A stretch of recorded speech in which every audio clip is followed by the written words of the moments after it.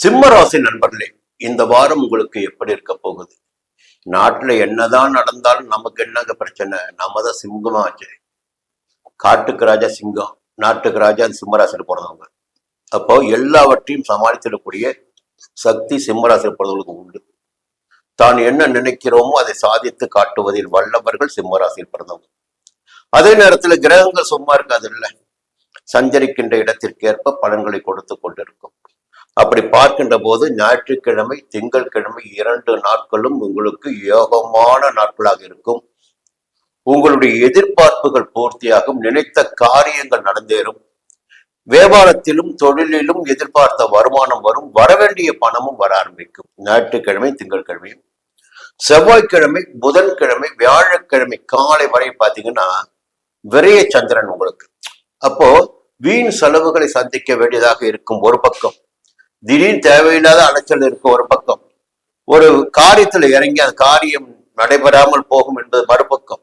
அப்ப கொஞ்சம் எச்சரிக்கையாக இருக்க வேண்டிய நாட்கள் என்று பார்க்கின்ற போது செவ்வாய்க்கிழமை புதன்கிழமை வியாழக்கிழமை காலை வரை 12ஆம் இடத்துல சந்திரன், கொஞ்சம் எச்சரிக்கையா இருக்கணும். புதிய முயற்சிகள் வேண்டாம். வியாழக்கிழமை காலை தொடங்கி வெள்ளிக்கிழமை சனிக்கிழமை மதியம் வரை ஜென்ம ராசிக்குள்ள சந்திரன் குழப்பத்தை ஏற்படுத்துவதற்கு வாய்ப்புகள் உண்டு. தேவையற்ற ஆசைகளை உருவாக்குவதற்கு வாய்ப்புகள் உண்டு. ஒரு கட்டுப்பாடு என்பது உங்களுக்குள் இருந்துவிட்டால் எடுத்த வேலைகளை உங்களால் முடிக்க முடியும், லாபத்தையும் காண முடியும். நிச்சயமாக சந்தோஷத்தை கொடுப்பார் ஜென்ம சந்திரன். அடுத்த சனிக்கிழமை மதியம் 2ஆம் இடத்துல சந்திரன். அப்ப குடும்பத்துல ஒரு நிம்மதியான சூழ்நிலை சனிக்கிழமை மதியத்திற்கு மேல் ஏற்பட போகுது. பொதுவா இந்த வாரத்துல செவ்வாய்க்கிழமை புதன்கிழமை வியாழக்கிழமை காலை மட்டும் அலைச்சலும் செலவுகளும் ஏற்படுவதற்கு வாய்ப்புகள் இருக்கு. மற்ற 5 நாட்களுமே உங்களுக்கு யோகமான நாட்களாக, வருமானத்திற்குரிய நாட்களாக, நிலைத்தை சாதித்துக் கொள்ளக்கூடிய நாட்களாக இருக்க போகுது. அதற்கு மேலாக நம்ம பார்க்க வேண்டியது பாத்தீங்கன்னா மற்ற கிரகங்களின் சஞ்சாரம்.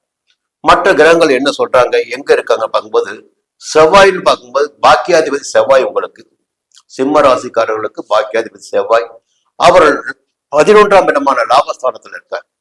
அந்த லாபஸ்தானத்தில் செவ்வாய் இருக்கின்ற போது என்னதான் நெருக்கடிகள் வந்தாலும் நெருக்கடிகளை தீர்த்து கொள்கின்ற வகையில் பணப்புழக்கம் கையில் இருக்கும்.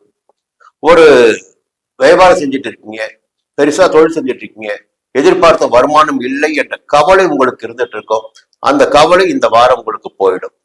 அப்போ எதிர்பார்த்த வருமானம் வரும், வியாபாரம் விருத்தியாகும், புதிய முயற்சிகள் சாதகமாகும், கையில பணப்புழக்கம் அதிகரிக்கும், சேமிப்பு உயரும். அதற்கு செவ்வாயுடைய சஞ்சார சாதகமா இருக்கு. சில பேர் சொந்த இடம் கூட வாங்குவீங்க, சொந்த வீடு கூட வாங்குவதற்கு வாய்ப்புகள் இருக்கு இந்த வாரத்துல. அதற்கு மேல குரு 12ஆம் இடத்துல விரயஸ்தானத்துல குரு சஞ்சரிக்கிறார். விரய குருவாகத்தான் சஞ்சரிக்கிறார். ராசிநாதன் சூரியனும் விரய சூரியனாக தான் சஞ்சரிக்கிறார். அப்ப செலவுகள் ஒரு பக்கம் இருக்குது என்றாலும் 11ஆம் இடத்துல செவ்வாய் பாத்தீங்கன்னா ஒரு இடத்த வாங்குங்க, வீட்டை வாங்குங்க, ஒரு நிலையான செலவை கையில் எடுங்க சொல்லுது. அதற்கு மேல அது குருவுடைய சஞ்சாரம் என்னன்னா பார்வைகள் 4ஆம் இடமான சுகஸ்தானத்தை பார்க்கின்ற காரணத்தினால் ஒரு நிம்மதி இருக்கும், உடம்புல ஒரு தெளிவு வரும், கொஞ்சம் சோர்ந்து கிடந்த நிலையெல்லாம் மாறும். தாயாரின் உடல்நிலையிலும் தாயார் வழி உறவினர் உதவியும் கிடைக்க ஆரம்பிக்கும். 6ஆம் இடத்துல வழக்கு விவகாரங்கள் ஜெயமாகும், உடல் சீராகும், உடல்நிலை சீராகும். புரியுதுங்களா? கொஞ்சம் எதிர்ப்பு போட்டி பகை இருந்ததெல்லாம் வந்து பாருங்க, அதுல எல்லாம் உங்களுக்கு சாதகமான நிலை ஏற்படும். 8ஆம் இடத்தை குரு பார்க்கிறார்.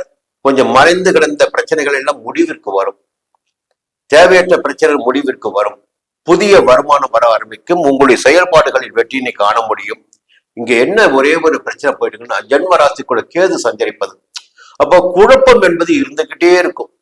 என்னதான் வந்தாலும் சரி, என்னதான் போனாலும் சரி, என்னதான் நல்லது நடந்தாலும் சரி, ஏதோ ஒரு குழப்பம், ஒரு அழுத்தம் என்பது உங்களுக்குள் இருந்து கொண்டே இருக்கும். அதே 7ஆம் இடத்துல ராகு. அப்ப என்ன பண்ணுவாருன்னா தப்பான நட்புகள், அப்போ அங்கு சில சங்கடங்கள், அதனால் குடும்பத்திற்குள் சில சங்கடங்கள் ஏற்படும் வாய்ப்புகள் இருக்கு. கொஞ்சம் நிதானமா இருக்கணும். சூரியன் 12ஆம் இடம் சொல்லிட்டு புதன் 12ஆம் இடம். இந்த வாரம் செலவு இருக்கு உங்களுக்கு. நிச்சயமா ஒரு இடம் வாங்குவீங்க, அதுக்கு வாய்ப்பு இருக்கு. இல்ல வியாபாரத்தை விரிவு பண்ணுவதற்காக முதலீடு பண்ணுவீங்க. புதனும் 12ஆம் இடத்துல. புரியுதுங்களா? இப்ப சூரியன் 12ஆம் இடத்துல, குரு 12ஆம் இடத்துல, செவ்வாய் மற்றும் 11ஆம் இடத்துல லாபஸ்தானத்துல. அப்ப இடம் வாங்குவது, வீடு வாங்குவது போன்ற முயற்சிகள் இந்த வாரம் நிச்சயமாக சிலருக்கு இருக்கும். அதன் வழியாக கொஞ்சம் செலவுகளை ஆதாய செலவாக மாற்றிக்கொள்ள முடியும். பொதுவாக இந்த வாரம் உங்களுக்கு யோகமாக இருக்கும். மீண்டும் அடுத்த வாரம் சந்திப்போம்.